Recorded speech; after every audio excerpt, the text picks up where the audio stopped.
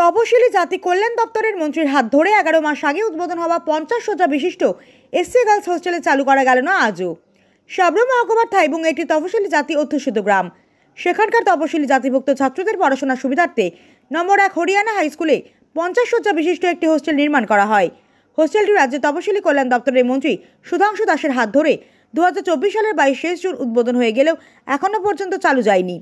হোস্টেলটি চালু না হওয়ার ব্যাপারে স্কুলের ভারপ্রাপ্ত শিক্ষক ত্রিদীপ শীল জানান যে বাউন্ডারি ওয়াল ও ইলেকট্রিফিকেশন না হওয়ার কারণে ছাত্রী ভর্তি করানো যাচ্ছে না এবং তিনি আশা প্রকাশ করেন সরকার অতি সত্বর এই সমস্যাগুলি সমাধান করে ছাত্রদের হোস্টেলে ভর্তি করানোর উদ্যোগ গ্রহণ করবে।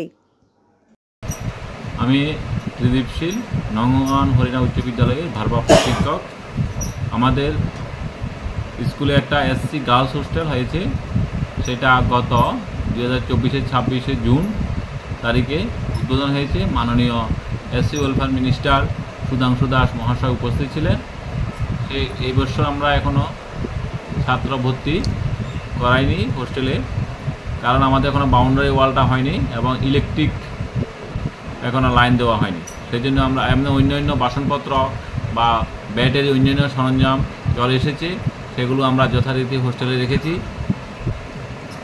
এখন বাউন্ডারি ওয়ালটা এবং আমাদের হোস্টেল সুপার বা অন্যান্য কর্মচারীগুলো যদি নিয়োগ হয় তাহলে আমরা ছাত্রী ভর্তি করাতে পারবো। আমরা আশা রাখি সরকার কিছুদিনের মধ্যে আমাদের এই ব্যবস্থা করবে।